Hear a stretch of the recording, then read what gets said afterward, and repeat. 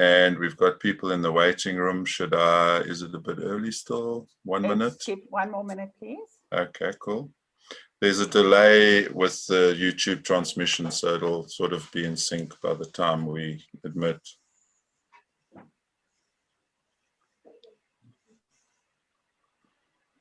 Cool.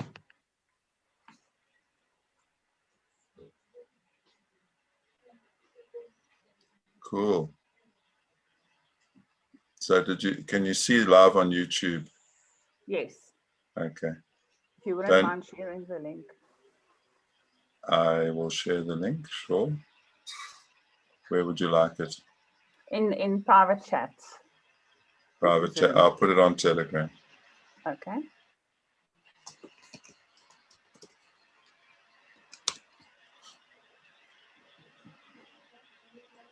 Grace. There you go.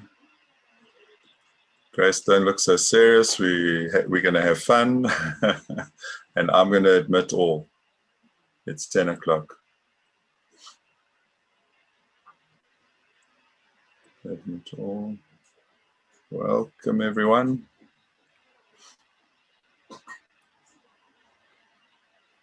Morning, welcome everybody. Great to see you all. Please say hi in the chat, and there's some new faces here this morning as well. And please tell us where you're from, and you are more than welcome to share your company name also in the chat. We will give it another minute or so before we start, just to allow everybody to join us.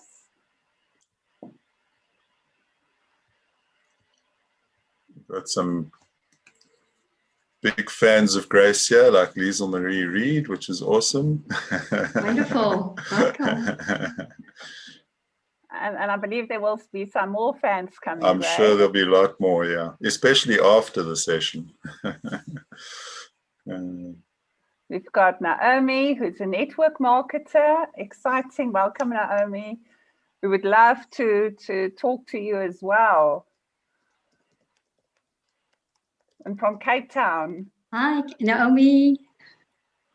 We always need an excuse to visit Cape Town. Hi, Naomi. Absolutely.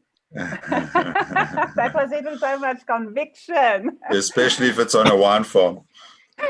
Yeah, Craig, behave. We're on YouTube, remember? Yeah, I know. Some people forgot that last week, unfortunately. Just for everybody's information, we are live streaming to YouTube as well.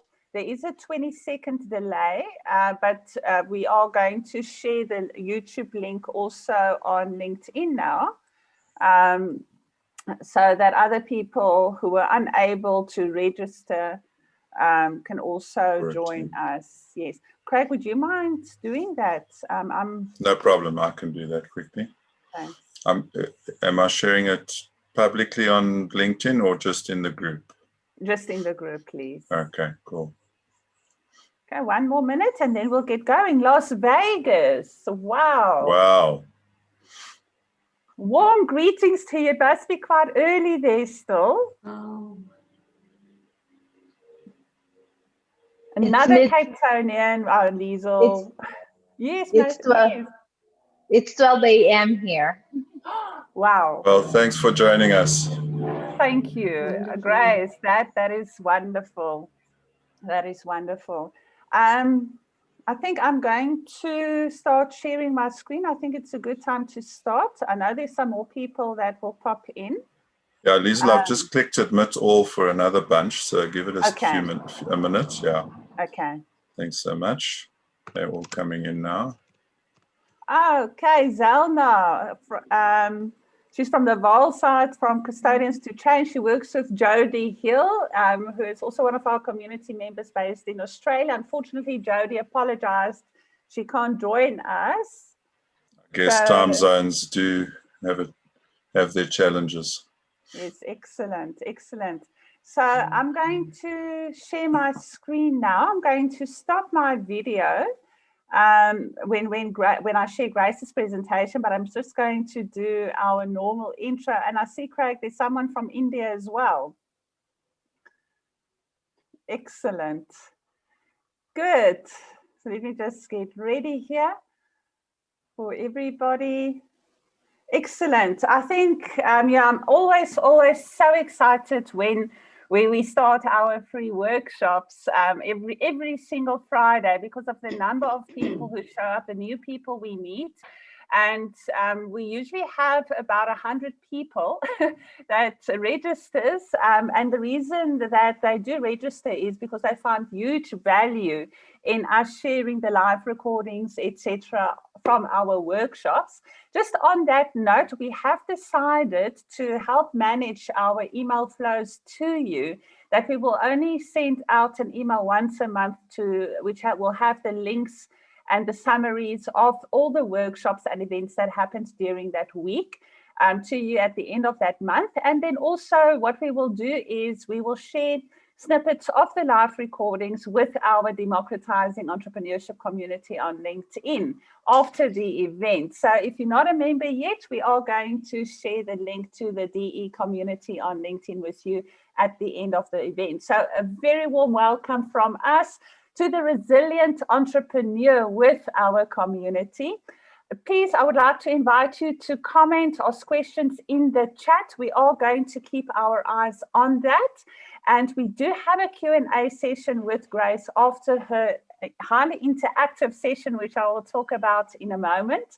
So we'll keep an eye out for your questions and comments. And if necessary, during Grace's presentation, we will pop in and pose the question to Grace if we feel at that point in time it's very relevant.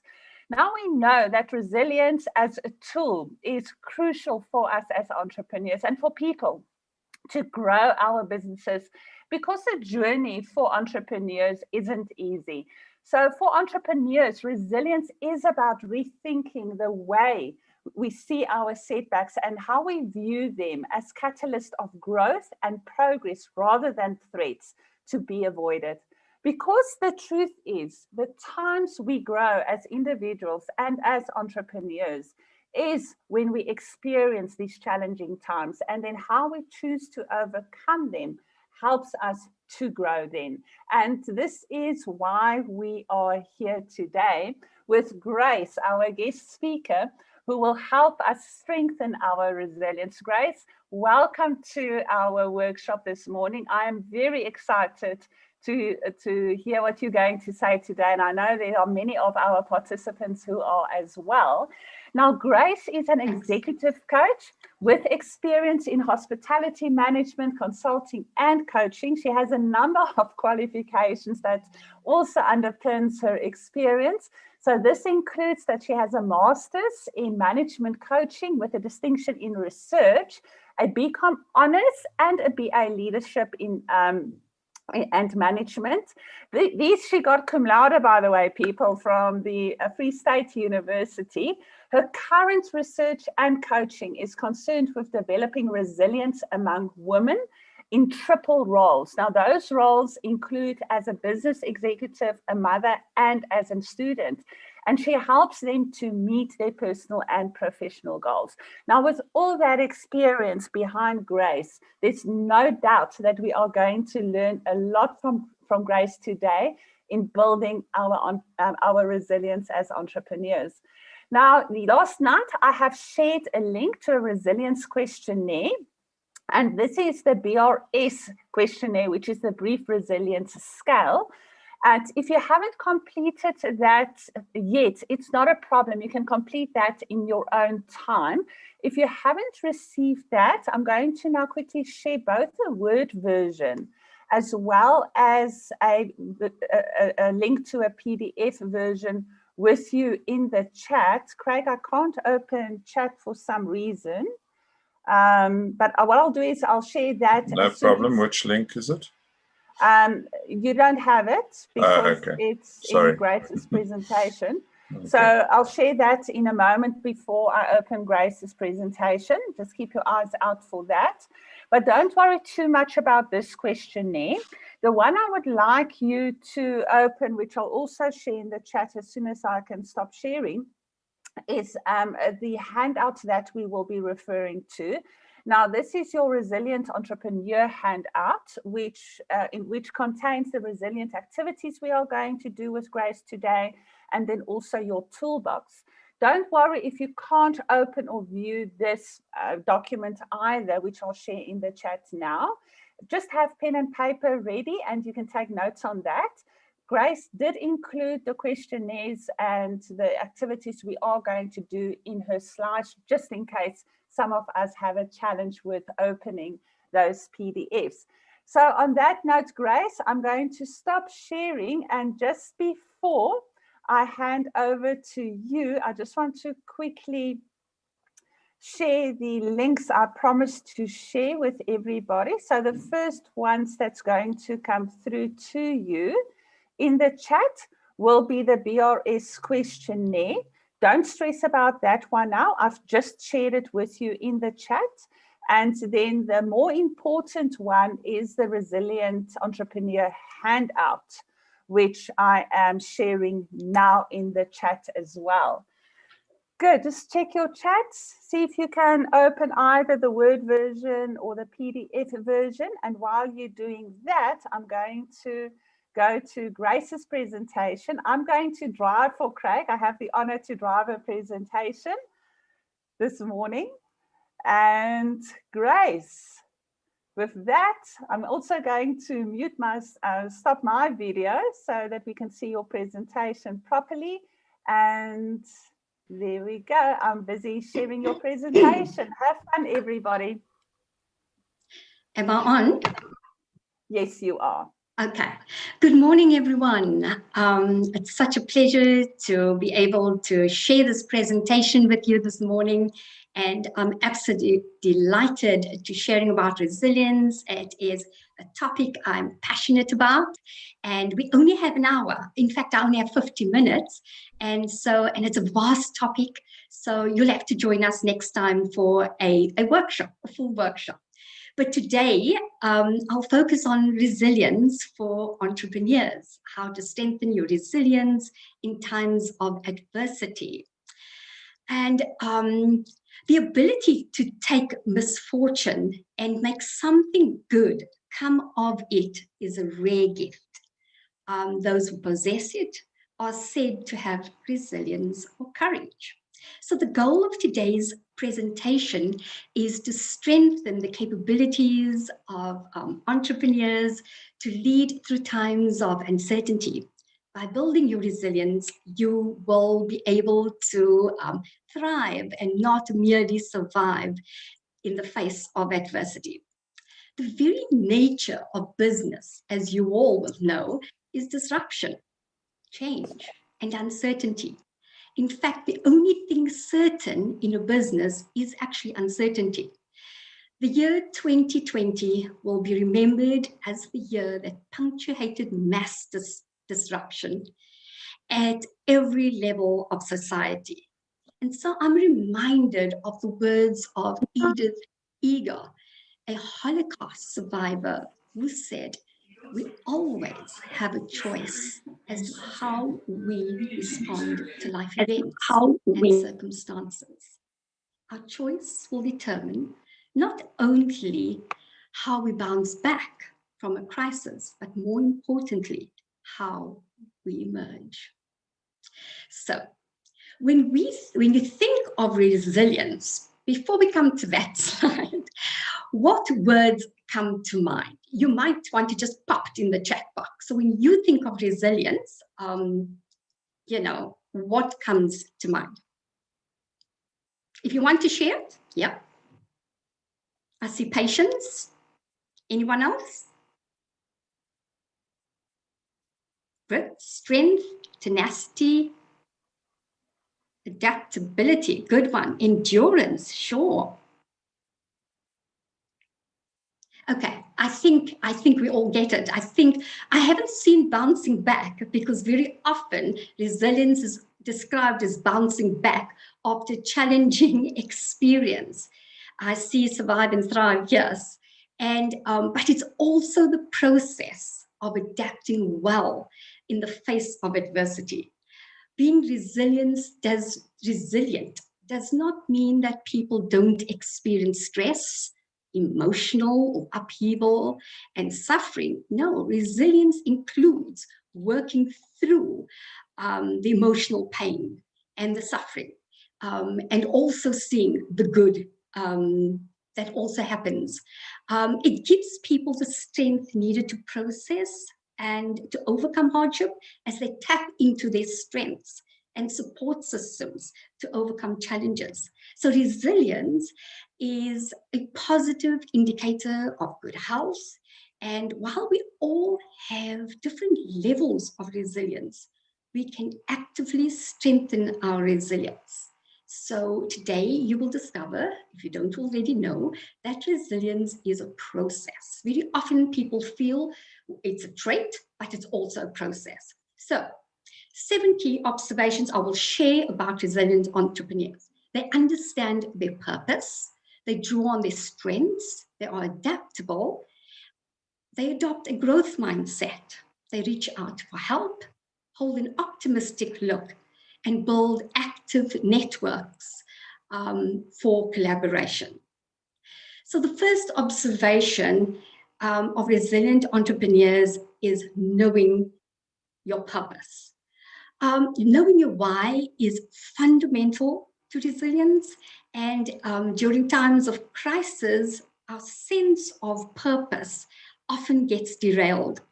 And having a sense of purpose can provide you the internal compass that serves to guide and is a powerful motivator actually to sustain you during uncertainty.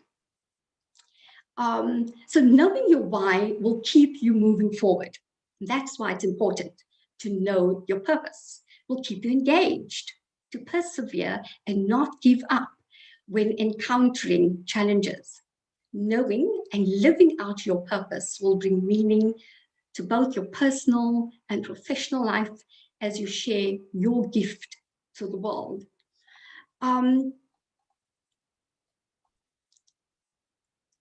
Questions are sometimes raised in a coaching conversation about who am I? Why am I here? These existential questions are about a search for meaning and purpose. What is the meaning and purpose of the work you do? A surgeon in India wanted to make cataract operations very inexpensive for the poor. Rather than tell his team the ultimate purpose, he explained that their real mission or vision was to cure blindness. What is your real vision for your purpose? And what do you really, really want to achieve? Maybe we can go to the first question. So I'll invite you to the first question. What is your purpose as an entrepreneur? How can you and your team strengthen your individual and shared purpose? You're also welcome to share in the chat group or on the chat, and Liesl will be monitoring that for us today. Yes, please do. So this activity is in the workbook that I've shared with you, but you know, if it would be great if you can share in the comments or even come onto the stage, unmute yourself and share what your purpose is as an entrepreneur. Craig, I would dare to invite you to share your purpose with us just to get the ball rolling, please. No pressure. I'm trying to do a workshop summary at the same time, but you know, we are so passionate about democratizing entrepreneurship in Africa, which is about easing access to the fundamental skills and practices that make it possible for anybody to participate in the economy and for people to improve their participation in the economy and to increase financial inclusion. So whatever you need to be more active in the economy, that to me, that's part of democratizing entrepreneurship, and our focus is Africa. So join us in that mission is my message. Thank you. Anyone else wants to share before we go on? I see Brett says in the chat to create jobs in Africa. Nick says turning disruption into advantage.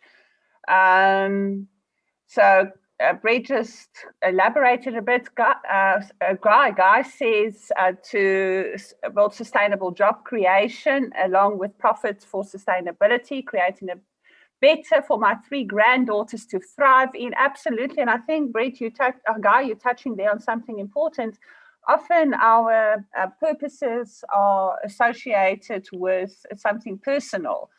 Oh, it's coming in here, empowering and leading with technologies and ethics. I can't read them all. They're coming in here, Grace. This is wonderful. Improving mental health. That's wonderful. Martina, this is another interesting one. Sorry. Improving mental health for scientists. Brilliant, brilliant. Thanks, Grace. Wonderful. It seems like many people already know their purpose. When people come to a coaching session, often they're coming when they're in distress and when they're in crisis. And so one of the questions one would ask, so what is a purpose? What do you like to do? Why do you do what you do? Very often people can't tell you that. And so it gives one an opportunity to help them through that process. So for me, my purpose would be helping women discover their wings so that they can live out their full potential through their many roles. Well, thank you very much for contributing. So the second observation of resilient entrepreneurs is that they draw on strengths. And awareness of strengths is important, but also your vulnerabilities, because this can help you understand your capabilities and limits when dealing with change and uncertainty. And in order to achieve your purpose and your mission in life, it is essential to develop and enhance your character strengths that enable one to achieve one's set goals in an effective way. Your character strengths form the foundation of living out the purpose we just spoke about. Strengths align your purpose and your values and goals and help you navigate challenging times. They are said to be the gifts that you're born with and that can be applied at any given time throughout your life. Can you work on your strengths? Absolutely. And so I think let's just go to the next question. Identify your top character strengths. Which one best describes you? We'll start there.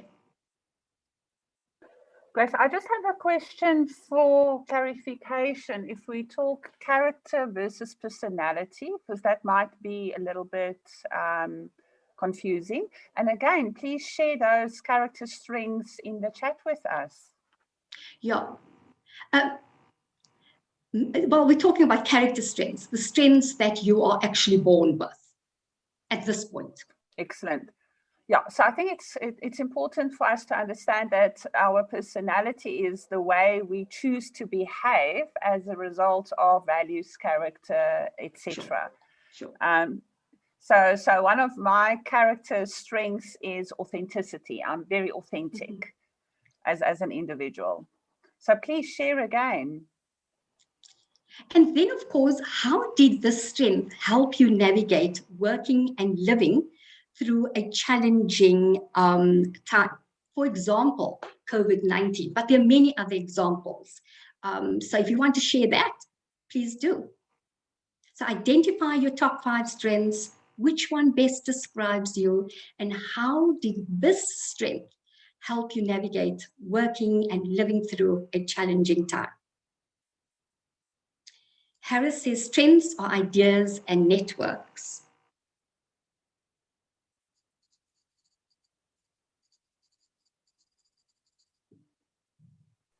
Anybody else who would like to share in the chat a character strength? You don't have to share all 5.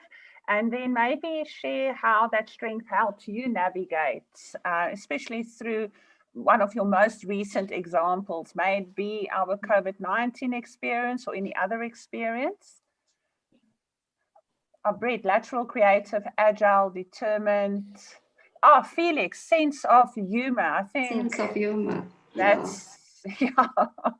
Liesel, Marie, creativity, curiosity, authenticity. Naomi, being direct and able to connect with people. And Beautiful. also acknowledging that there is a situation which is pressing at the moment and using others. She trusts that she's a sounding board, able to pivot. That's quite an important one. Oh, a lovely one here as well, Naomi, from, I apologize if I'm going to pronounce your name incorrectly, Nielanyan. I tried, I apologize.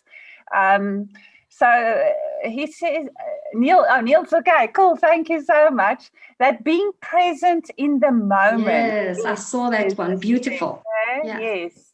Also Zanzile. assertive. Yes. Relatable. Lovely, yeah.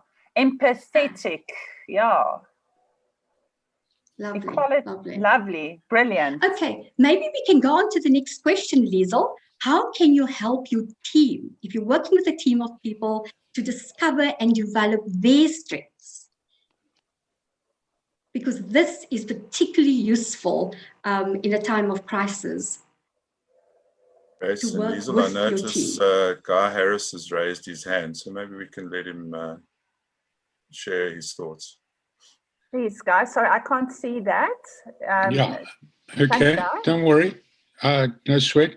Two things. One is, I like, just before we started answering the question, Grace said something that's so true.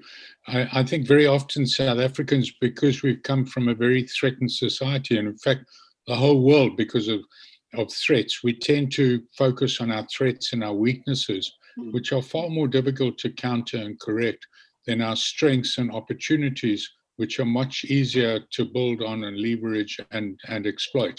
So that's, I'm a very much a strengths and opportunities person.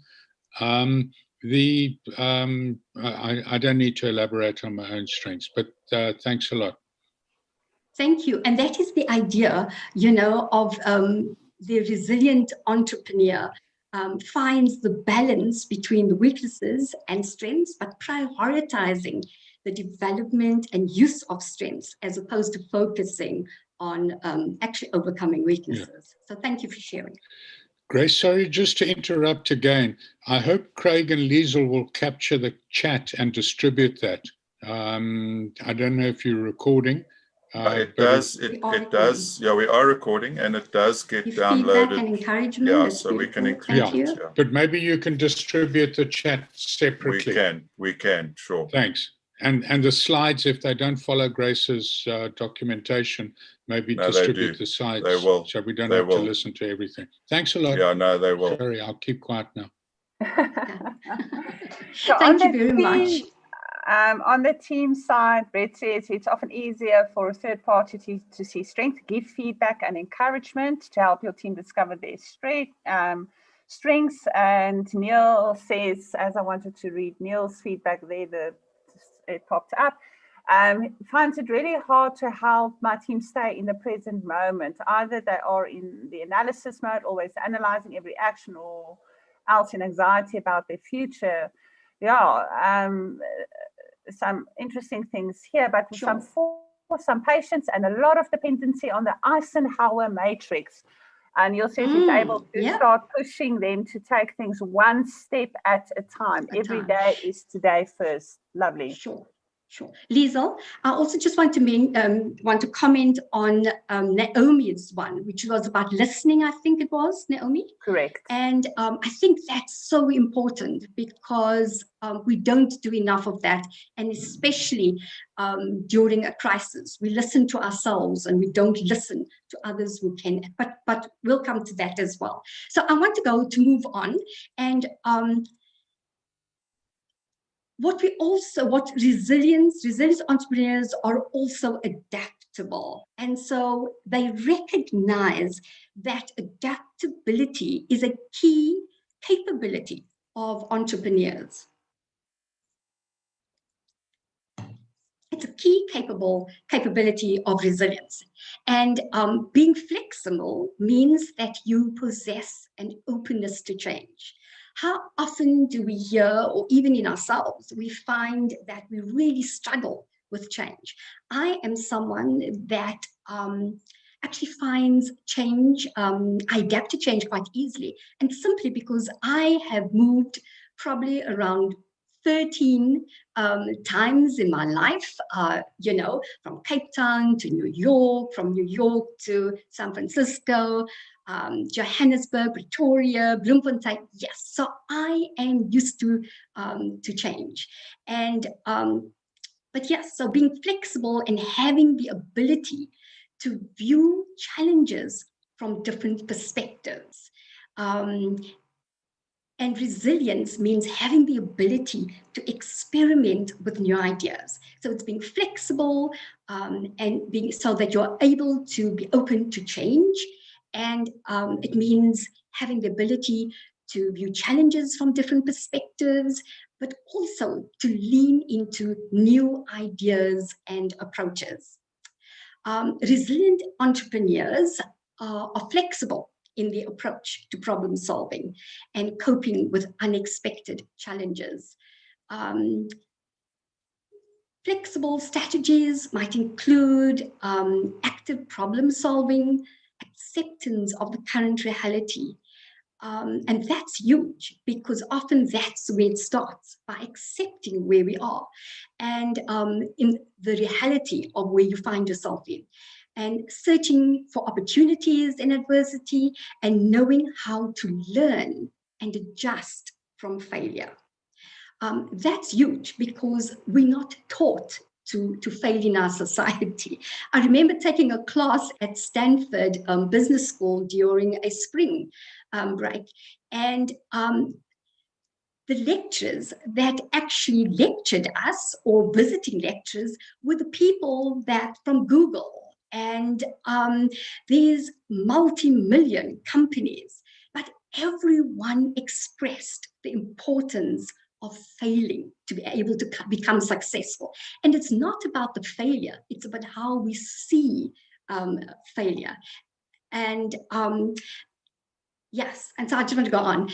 Resilient entrepreneurs also do not simply use existing frameworks in a new situation. So last year, you would have had your plans for 2021, right? And of course, by March, it was all upended. Could you use those same plans of the previous year? And I bet not. The new situation calls for many different ways, many different plans, or requires an appropriate, a different and appropriate framework that emerges from your understanding of your crisis situation. Resilient entrepreneurs also have a learning agility that enables them to course correct quickly. So when you are changing plans, you're obviously having to be flexible, but when you're changing plans, you also realize that those are short-term plans that need corrective action and adjustments while preparing for future challenges. So I was wondering if I could invite you to reflect on a crisis situation, and doesn't have to be lockdown, but you could use that. What options and alternatives were available to you?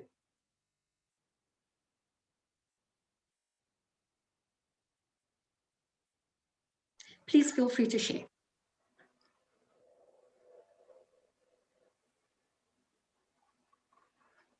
I think, Grace, if I can maybe share some observations which we had, you know, speaking specifically about COVID now, where the restaurants had to adapt, where many people actually managed to find ways to turn their business from sit down into a delivery kind of food delivery business, where you had caterers who went online and launched online food shows. You know, those are quite excellent examples. I don't know if anybody would like to share. This is quite a sensitive one to share, because we really share a lot about ourselves as individuals on this example. Anybody who would like to come and share in the chat or come in on the unmute yourself and come in? Yeah, if I could just say, in the area of shopping, you know, with many people nervous about going out and becoming infected or infecting somebody else, not being sure if they were a carrier of the virus or not, but that when people weren't going out to shop, that online shopping actually took off in a big way. So that's certainly one way in which a crisis was managed in the area of purchases. Absolutely. And also we see that there were short, you had to do short-term plans. So when people, when businesses opened up, or when the lockdown opened up, people had to readjust their plans, you know, from working maybe on Zoom to going back to work and only working a few days a week. Yeah, there's definitely a constant adjustment that needs to be made. Anyone else? We've got Neil sharing where a hotelier transforms to residential food delivery, put the hotel on trucks and went to apartments, cooked food live. Wow, excellent. Mafi says, I had chosen to be happy and continue to engage with higher purpose causes. That led to other advantages like inspiring yourself and others' motivations. And Zile Bottles and Net Florist, for instance, morphed into groceries and essential service providers. Right. Yes. If we think of what happened to education as well. Many examples, Grace. Shall we? Many examples. Yeah. So I'm going to move on. The fourth observation about entrepreneurs, resilient entrepreneurs, is that they have a growth mindset. Sorry, Grace. Before you go there, Liesel Marie Reed raised her hand. Sorry, I just spotted it now. So let's go ahead, Liesel. Go for it, Liesel. Yeah. Hi, Grace. I just wanted to just tie in something that, you know, the sense of purpose that you mentioned from the beginning of the session, and now to the whole adaptability. I feel that those two are really strongly related, because for me, what happened is I had this beautiful business plan and started my own company, and then the whole pandemic thing hit, and actually it was all just bubbles, to be honest. If I look at the business plan that I had then, it was all just bubbles in the air. Actually, I had to go and find what is my purpose, what is the foundation, so that the adaptability that constantly happens, you kind of have a very solid foundation to go back and fall back on something, and that's yourself. Especially as a solopreneur or a freelancer. And especially last night with the president's speech, I think we all were holding our breath for like an hour, and because it meant another wave of change. So yeah, that was just the two key things that really connected. Wonderful. Thanks. Absolutely. Thank you for that. So the fourth observation of resilient leaders is that they have a growth mindset.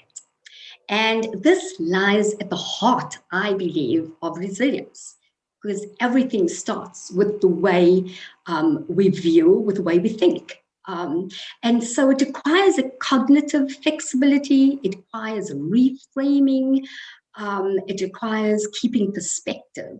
In terms of cognitive flexibility, developing a growth mindset requires a mental shifting that allows the individual to adapt and to instantly changing situations.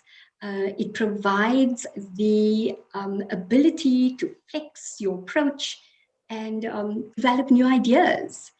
And a mindset actually describes the beliefs that we hold about ourselves. And mindsets are often described as, or can be described as, fixed or growth. And so a person with a growth mindset believes that there are abilities that can be developed and improved upon, while a person with a fixed mindset believes that their qualities are fixed. In fact, they believe, in fixed traits. And so I thought we could probably look at that diagram, Liesel, that beautifully demonstrates a fixed versus a growth mindset. Liesl, huge. Okay, sorry, I thought it was the wrong thing, but it's coming up now. Maybe you want to put it on full screen. It will not go into full screen, Craig, because then it becomes small again, then people can't read. Okay. Okay, shall we just move through it slowly then, or?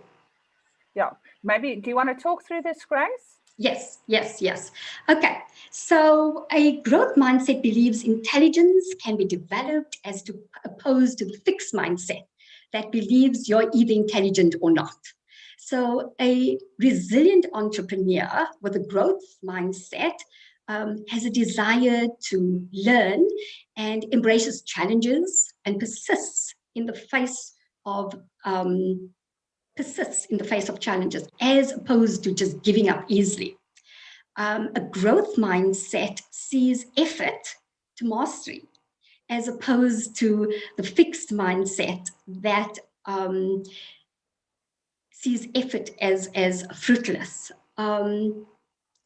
Also, growth mindset learns from criticism, unlike a fixed mindset who ignores useful feedback.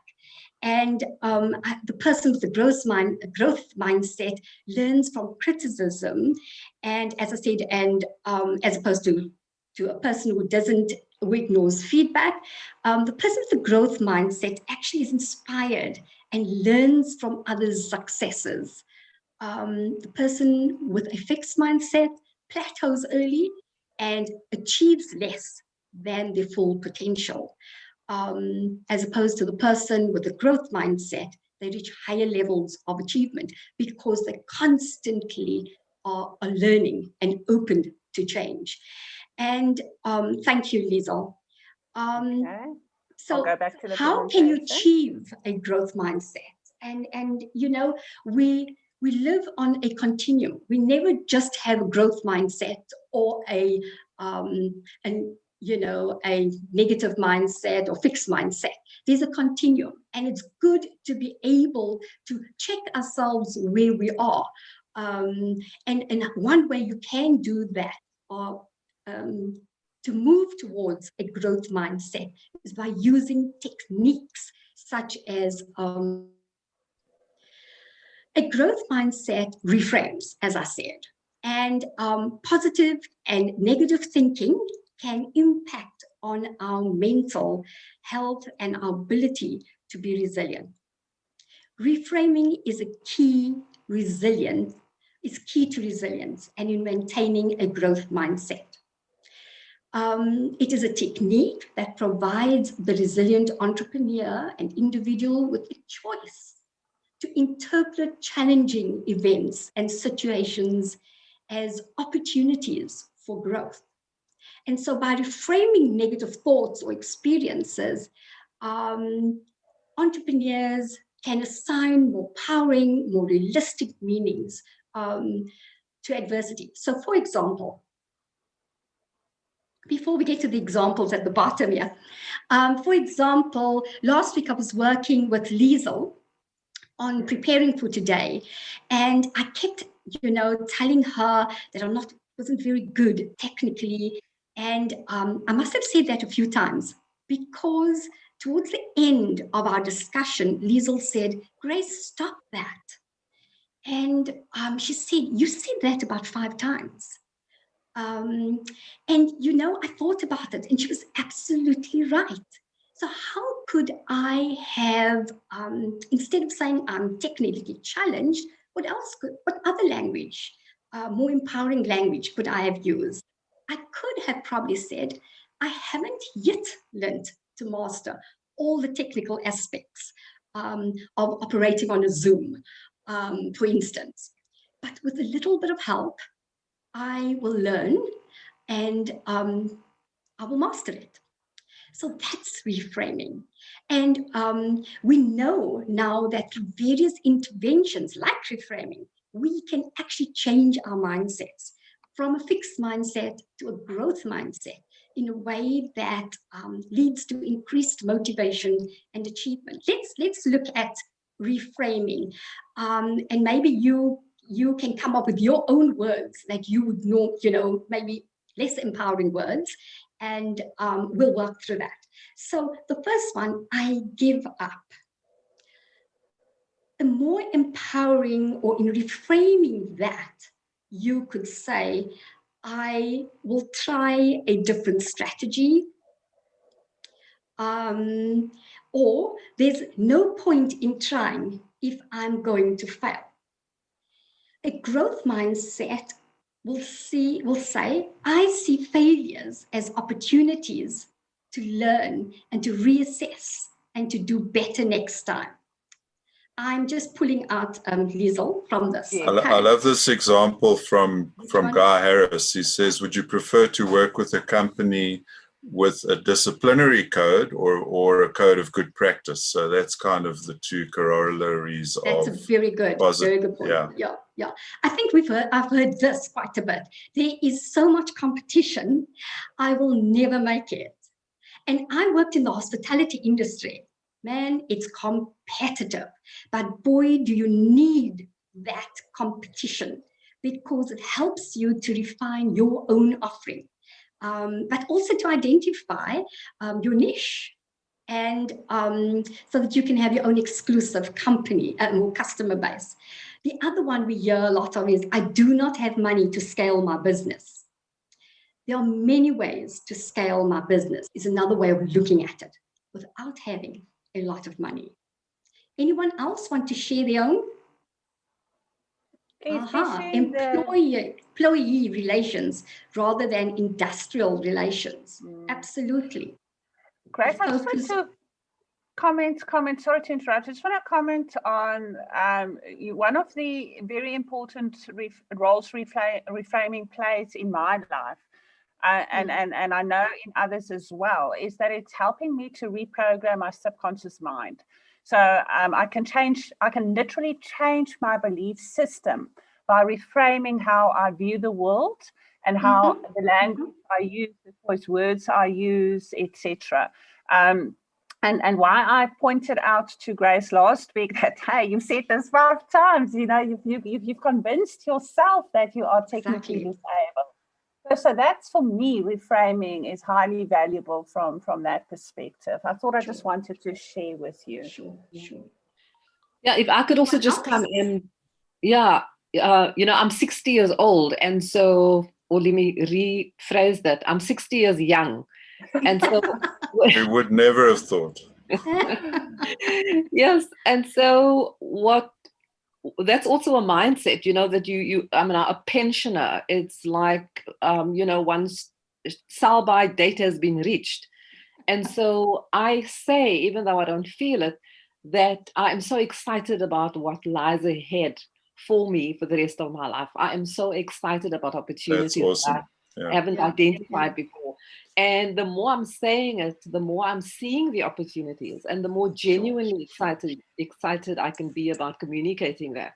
Fantastic. So, just the ageism thing is something as well. That's there. I mean, Mr. Harris, who's on the call, is probably older than the rest of us, and he's inspired me many times. So ageism is not a negative.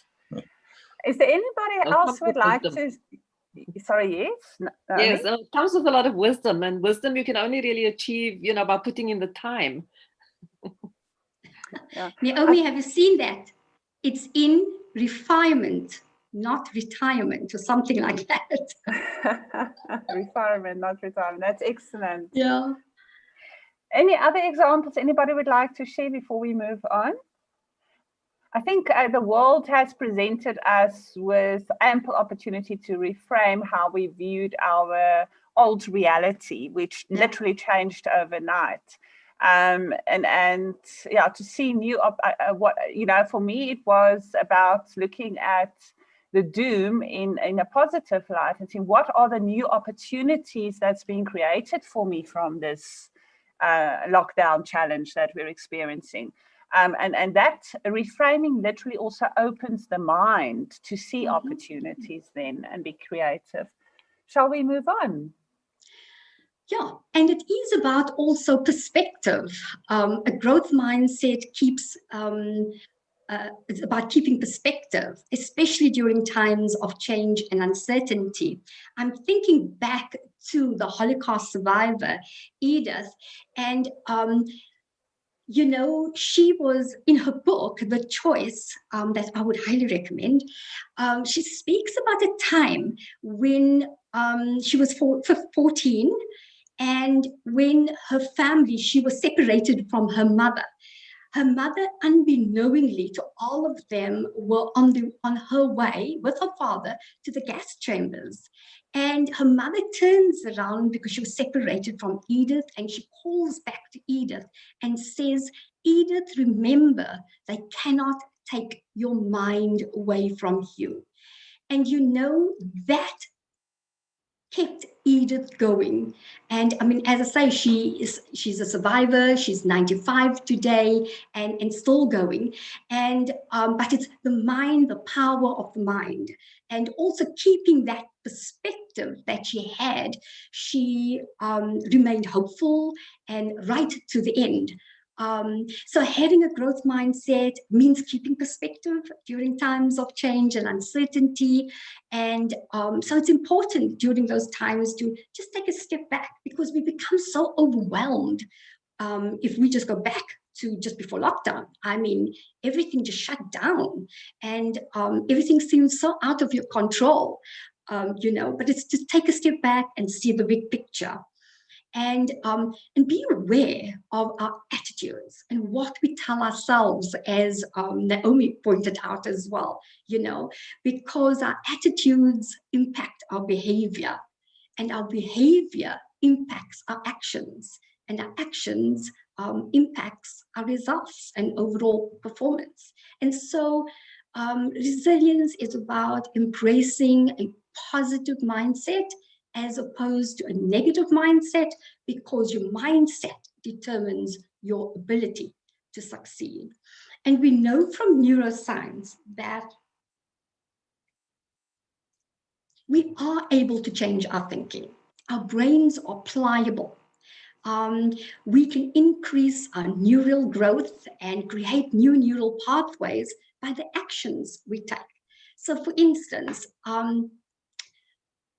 we can invest in making actions good choices, reframing our negative thinking, finding new perspectives, being curious, and developing and practicing mindfulness, appreciation, and having a positive that can have a positive impact on not only our mental but emotional and physical well-being. So I want to invite you to reflect on this question. What limiting thoughts would you most like to change, and how will you do that? What limiting thoughts would you most like to change, and how would you do that? Grace, I'm just giving you a time warning. Okay. Sure. Okay. I think I'm going to quickly move on, if you don't mind. Resilient entrepreneurs also reach out for help. Okay. And I think if there's one lesson we learned over the past several months, is that we are interconnected as human beings, and we are wired for connection. So the key here, in times of crisis, the key is to work with others. We witnessed actually during this time how people reach out for help, and but also offer help. How often, though, does our own ego get in the way, and we don't accept help even at the time that we need it most? So resilient entrepreneurs also reach out to the people around them, that work with them to solve the problems, and they surround themselves with people with solving capabilities that help them adjust more rapidly to change. And in sharing your views with others, and valuing divergent views like we're doing today, and perspectives, can provide a variety of inputs. And an ability to create a large number of possible responses like we're seeing today. And so as you experiment with new ideas, that would be important. So connectivity is important for thriving. Liesl, I'm going to leave the next question. I think they can do that at home if we're stuck for time. Yes, I think just to point out to everybody, all these reflection questions are in the handouts that I've shared. So you can, in your own time, and you see the value of doing them as you've seen from the previous activity. So please do go back to these reflection exercises. Thanks, Grace. Sure. And then share them with others, you know. Okay, so the sixth observation is that entrepreneurs hold a positive outlook. And a positive outlook requires hope, a desire and an ambition, an expectation to persevere, even in the midst of a setback. And it provides direction and to reach your goals. Hope is a belief that things will get better. I mentor high school learners, and if there's one thing that those young women needed during this time was hope, that they will get through this. And so also, we need confidence, a belief in one's own abilities to succeed in challenging times.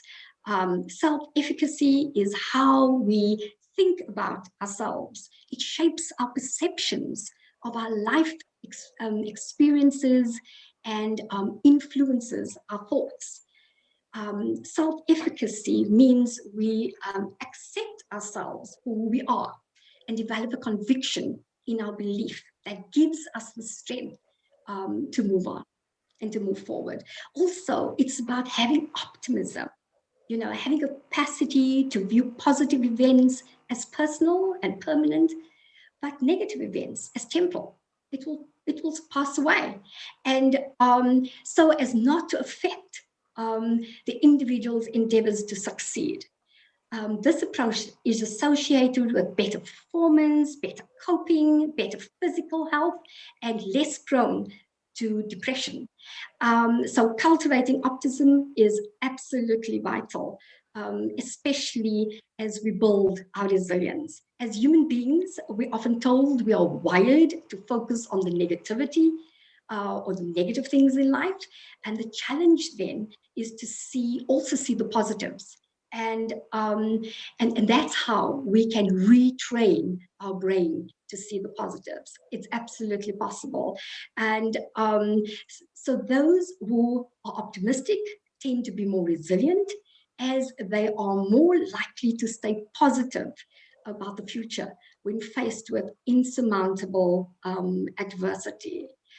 And then we come to our seventh observation, and that is building networks for collaboration.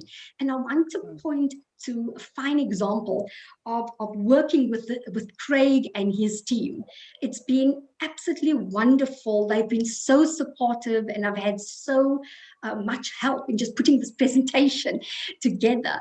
It made me, although it takes me out of my comfort zone, it made me feel that this was absolutely possible, and it was something that I wanted to do. So since the dawn of the 21st century, the digital age has enabled entrepreneurs to reach out to global markets through various online platforms. So sharing of knowledge and information like we did today, and resources through efforts of collaboration and co-creation, especially while we are going through this challenging time. In fact, I think the challenges of COVID-19 has catapulted, is that the word? Catapulted entrepreneurship to work more collaboratively in for a collective purpose. I don't know, Craig, if you want to add something to that? No pressure. I'm still doing summaries. Oh, sorry. But no, good. I mean, I just wrote down co-creation for collective intelligence. So exactly to your point, is it's not about the individual. It's about how we can collectively create greater positivity, greater possibility for all of us. And that's really goes to the kind of ethos that we've been practicing and driving. So thanks for the opportunity, Grace.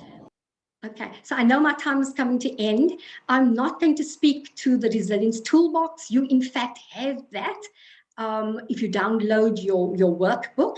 But these tools, when practiced daily, are associated with mental and physical and emotional health benefits. And when it comes to these mindfulness practices that can be done daily, and neuroscience again teaches us that the daily practice of mindfulness, like conscious breathing, benefits the functioning of the brain. And there are many ways we can practice mindfulness. Grace, you still have about 5 minutes. That's okay. 5 to 10 minutes. I think you need to spend some time on these tools, if you don't mind. Okay. So there are different ways that obviously we can use these. There's meditation, and we are hoping to do a meditation. And I think that's why I was moving fast now, because I'd like you to actually experience that. If you haven't experienced a body scanning that involves paying attention to various parts of your body and bodily sensations in a gradual sequence from head from your feet to your head, or your head to your feet. But we'll come to that in a moment. I want to come to one.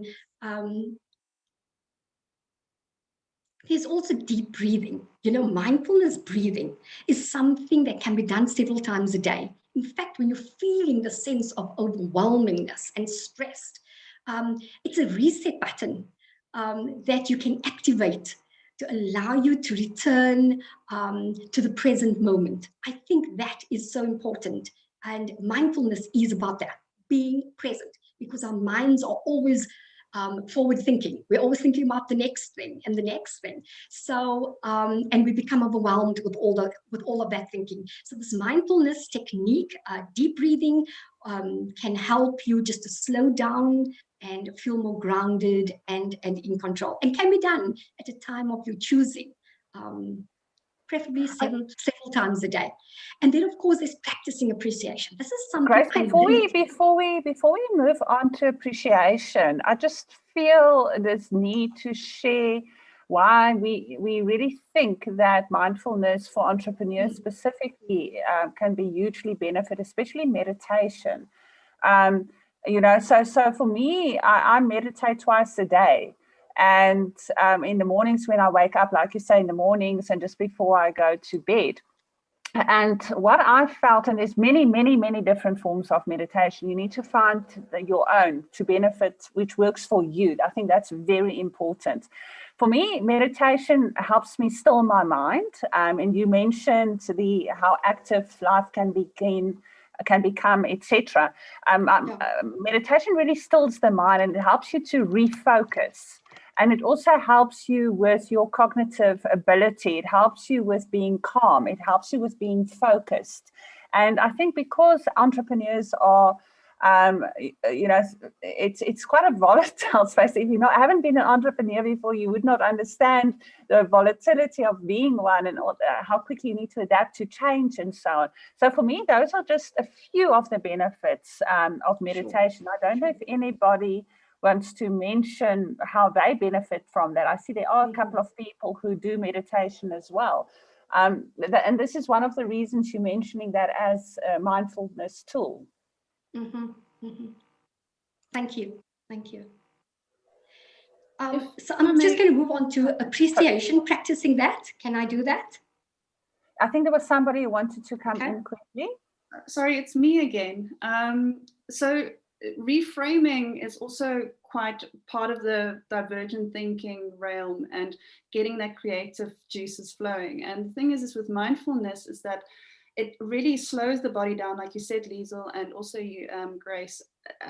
Emotional stress or emotional tension really really hinders our way of thinking, reframing it, or thinking of possibilities, or thinking of other options. So it really hinders us. So if you can just center yourself and get yourself into like a calming space, then it really does open the doors even further without realizing it. So for the entrepreneur, that's actually quite a useful tool. That's just my opinion, obviously, as well.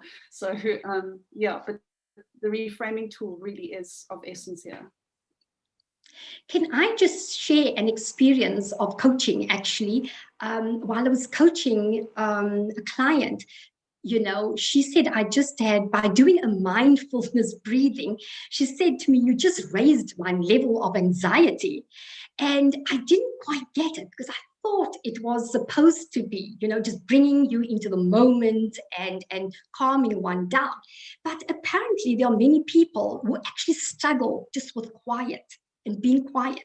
And so if you are one of that, anyone on this chat today is one of those people, you could also walk and just do a mindfulness exercise, just leaning into nature and just being and offering appreciation for that. But yes, so mindfulness doesn't just mean being quiet. You could also be doing it while walking. Great, thank you. Shall we move to appreciation? Okay, so in offering appreciation, it is a powerful, effective, and beneficial technique that I encourage you to pursue. It's something that needs to be done daily. It is something that just has to be, it must be habitual, right? You can create a habit around doing this. It seeks to strengthen your mental resilience as you live and work through these challenging times. I actually learned to journal in the 90s. I think it was Oprah who started the gratitude journaling. And it was at a time that I was really struggling in life. And things, my mother had passed away, my mother-in-law had cancer, and I had just survived a near-death experience.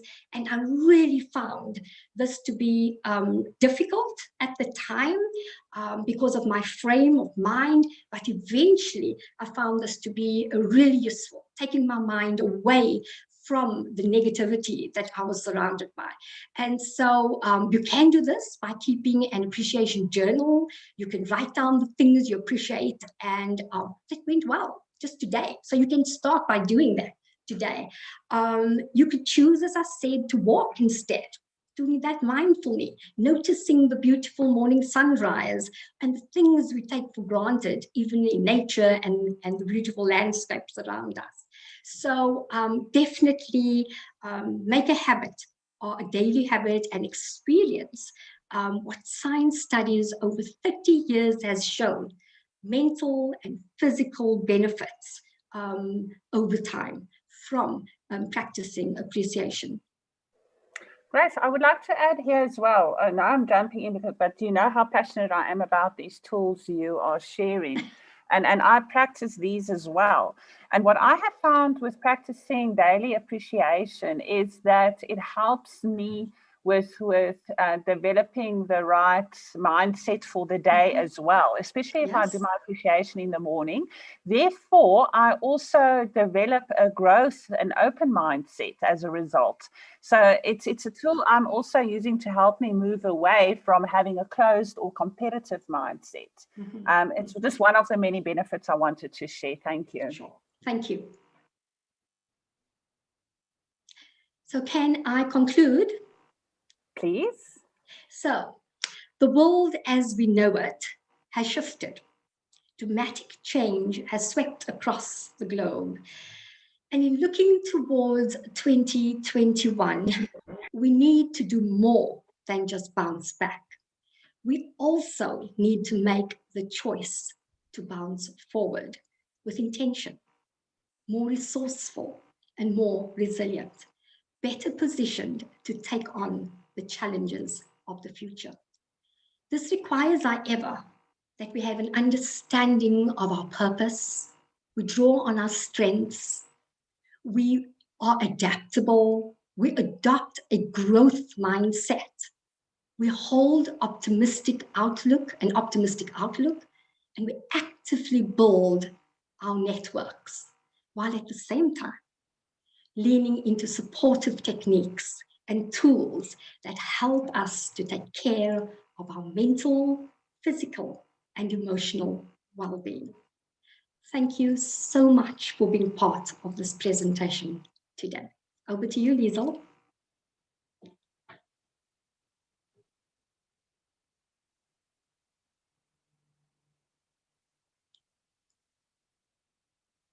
Liesel Marie, I see you're not raising your hand, you're applauding, thank you. And says Msabisi, has Liesel van Rooyen disappeared?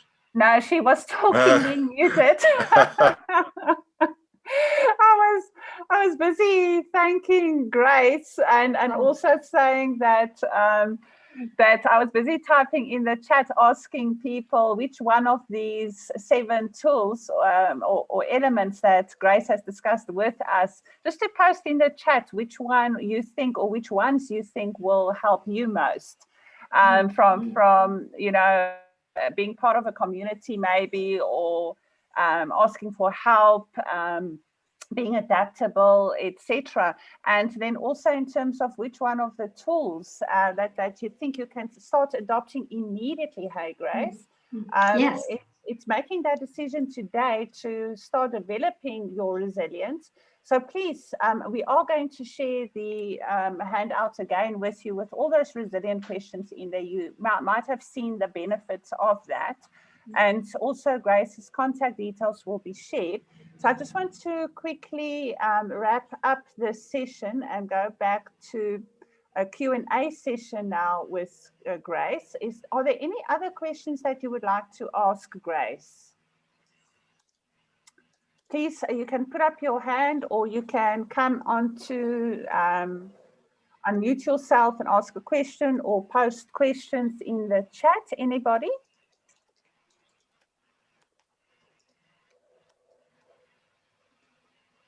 Everybody ready to go? Any questions around the 7 elements, or meditation, or appreciation? I know the word gratitude was also used, so gratitude journals also are great. It's finding the journal, the tool that works for you. Definitely reframing. Yes, great. Yeah, I guess it's also it is actually a reframing sort of context. If you think about you know, when you're having difficulty, when you're feeling challenged, if you ask yourself what's the worst thing that can happen, and then more importantly, what's the best thing that can happen, that's a good way to reframe that I've used before.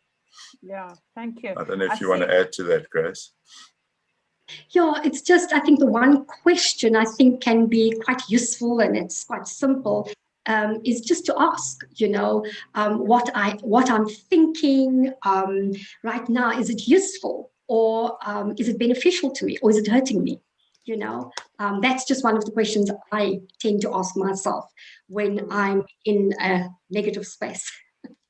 Yes, very powerful advice there.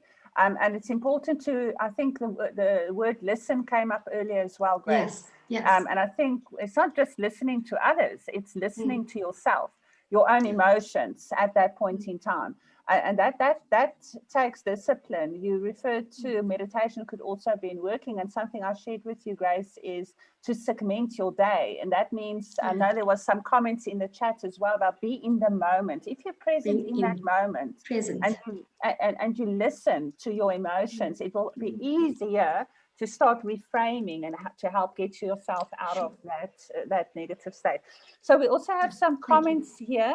Naomi, I need to go back up here, so I just lost it a bit. Is it the being interdependent is a sign of strength rather than weakness? Asking for help, is a sign of strength. Leaning into your intuition, I think Naomi said as well. Absolutely. Trusting one's intuition. Yeah. Great. Awesome. I think, Craig, shall we move on to the summary? How much time have I got? It's 5 minutes. Okay, I'll try and do it justice. Are you going to share, or am I sharing? You can share because you've got it there.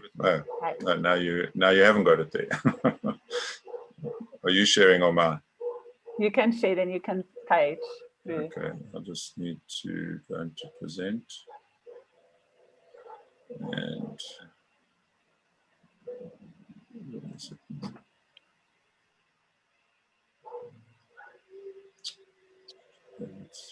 I'm not sharing yet, huh? No.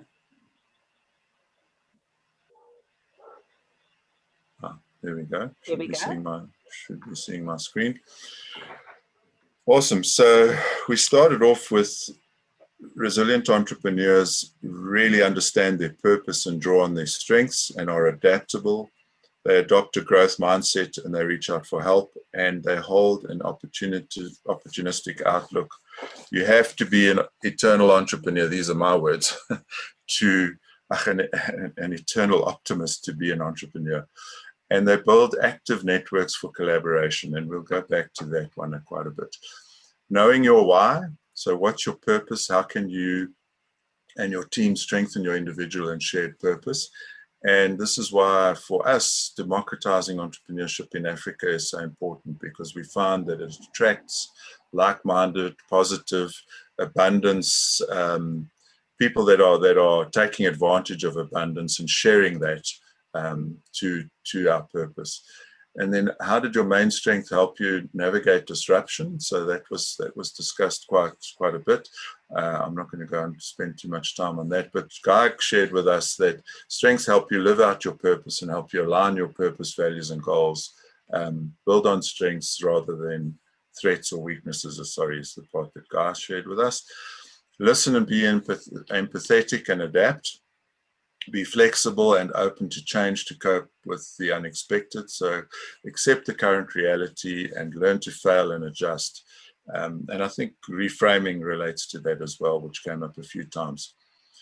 So new situations need new frameworks. I think that's absolutely critical. I mean, you can't expect to, I think it was Einstein who said the people that created the problem can't solve the problem. And that's the same with mindset. The mindset that created the problem can't solve the problem necessarily. And then I love this quote, and I've used it often. The purpose of life is to discover your gift. The work of life is to develop it. And the meaning of life is to give your gift away.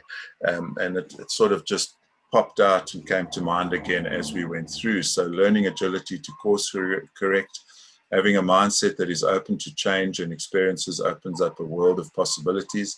Sense of purpose is the fallback. Somebody, I think, put that in the quote, and I thought that was great. Have a growth mindset, always be learning. Always be learning is my words, always be learning. And what we found in this community is that we all learn from each other, even the least experienced of us. And the experienced ones are learning from the least experienced of us.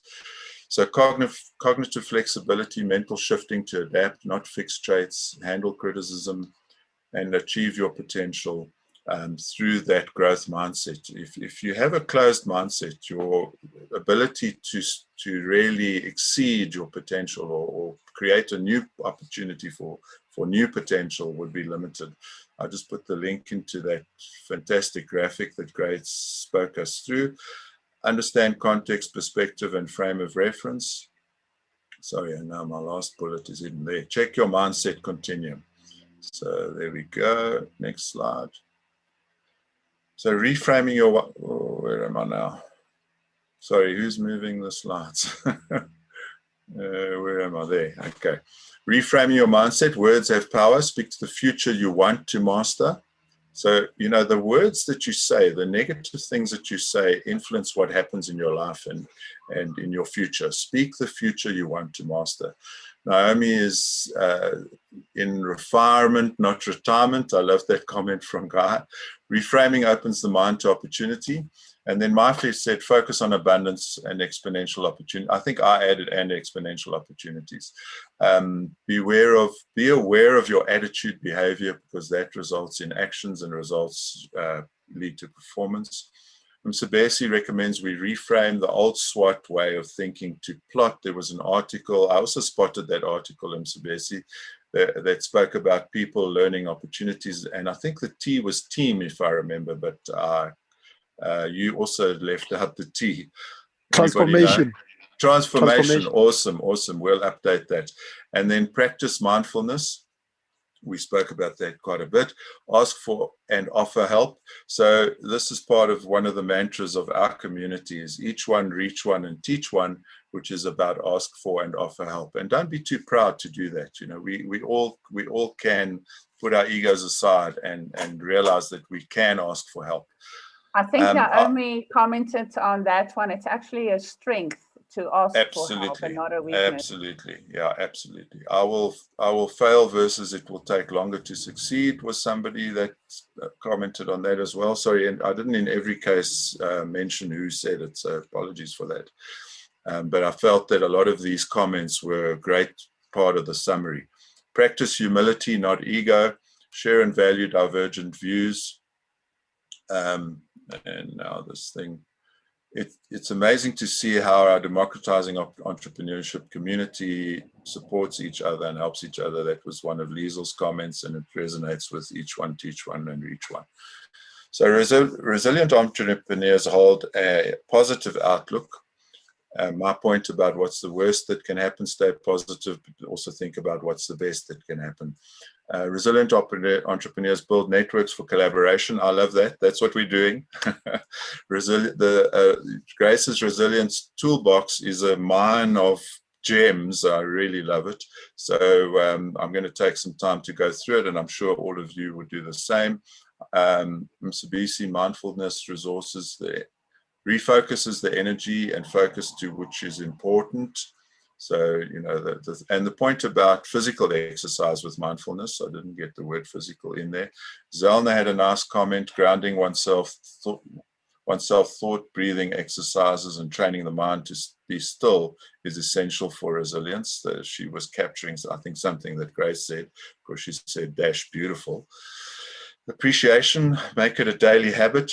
I remember somebody always used to say the day is great. I'm kind of trying to think of the guy's name. Enhances the abundance mindset. Gratitude, journaling, Grace practiced in difficult times. I love that as well. And, you know, we've built the entrepreneurial brain as a framework for democratizing entrepreneurship for co-creation of collective intelligence. And that's an example of, you know, sharing, practicing, giving as much as you receive, you know, and I find that the more you're actually open to giving and not being aggressively competitive and not sort of keeping stuff to yourself, the more you learn and grow and everybody benefits. So choose to bounce forward. I love that comment. Embrace abundance. The power of positive thinking. Is this thinking useful or beneficial? Was Grace's response to my what's the worst or what's the best that can happen. I love that as well. Take care of your mental and physical well-being and be present and listen to reframe. That's my summary. Thank you so much. Thank you, Craig. Liesel, you're on mute. I'm doing very well with the seats because I wasn't at the workshop last week, so I didn't practice very well. So just to wrap up finally, I'm not going to do any summary because Craig, that was a brilliant, Craig's our expert summarizer, by the way, if you haven't noticed yet. I've asked Craig, is it a skill he can teach? And Craig says, no, that comes with experience. I said, well, you just earned your badge to do the workshop summaries every single time. So thank you very much for that. And we share these workshop summaries with everybody. So I'm sure everybody can see my screen now. Just to let you know what's coming up next from us, you are aware that we run free workshops every Friday, and a brilliant follow-up will be next week when we have Lana Roy, who's going to talk to us about the road to innovative entrepreneurship is paired with creativity. And that's quite an excellent follow-up from today's workshop, where one of the things I've learned today is that resilience, actually developing resilience, helps me to develop an open mindset, and therefore opens me up to become more creative. So that's going to be a brilliant workshop with her. And then also look out for all our courses. You see it there on the slide. We have launched how remote freelancers can help your next lean startup with Tiana Momirov. And then also Liesel, who's on this call. No pressure, Liesel. So we will be launching her program on the 11th of January, if I'm recalling correctly, Liesel, on thinking as a superpower as an entrepreneur. That's going to be a brilliant course. I'm seeing all the content of all these things, so I'm very excited about what's coming. Alistair is going to launch his course on artificial intelligence for business leaders, which is going to be brilliant. And then Lloyd, we referred to Lloyd as our resident psychologist. He apologized, he couldn't be here this morning. His course will be on the mindset of the entrepreneur. And then me, myself, and I, the three of us, are launching how to set goals and achieve it in 2021. And this is with a specific focus on us entrepreneurs. And we are definitely covering some mindset elements in that as well. So we've got our community. Craig can share the links in the chat if you don't mind, Craig. We spoke about our LinkedIn community. Please join us and become part of our community of practice, where we are purposepreneurs, and that is one of the hashtags Craig has come up with as well. So to become a purposepreneur with us, like a Grace, like a Liesel Marie, like all our other community members who are actively participating, and let's hashtag each one, reach one, teach one, and democratize entrepreneurship together in Africa. We've got international callers on this meeting today, and we have many people offshore from Africa joining our movement, and that's also exciting because we're learning from each other. Craig, that's and after all, Africa is the future. So, you know, why shouldn't the whole world contribute to democratizing entrepreneurship in Africa?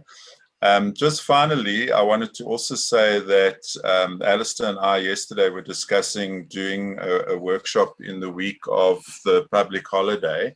I just want to get a sense that we've got quite a lot of people here. Would people still participate in a workshop either on the Tuesday? I think the public holiday is the Wednesday, so either the Tuesday the 14th or the Thursday the Tuesday the 15th. Yeah, Tuesday the 15th or Thursday the 17th. Sorry, I can't count. Would anybody give me an idea quickly in the chat? Would you be around? Would you participate?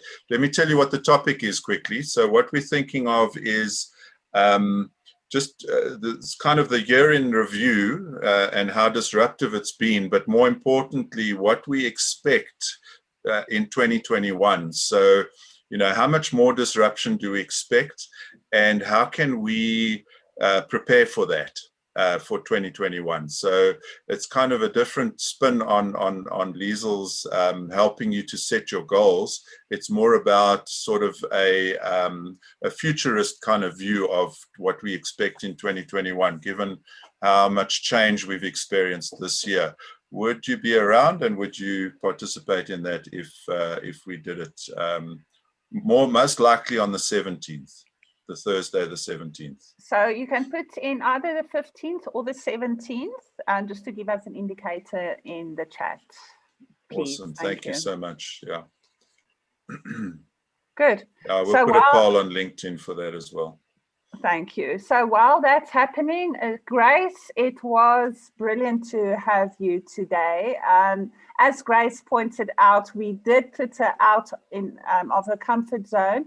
And Grace, I think you demonstrated the strengths of resilience, you know, and that included adaptability, etc. So thank you, not for only being a subject matter expert today, but also to show us a real life example in yourself, of how resilience can help you be successful. So I think a big applaud for Grace for being brave and teaching us a lot today. That was absolutely awesome. Wishing you all a wonderful weekend ahead, and thank you for joining us from across the globe. It was wonderful. Have a wonderful weekend, everybody. Thanks, everyone, and please be safe. Stay safe. Thanks. And bye-bye. Take care. Thank you so much. Bye. Thank you. Bye. Bye-bye. Cheers, Brennan. Bye-bye. Cheers.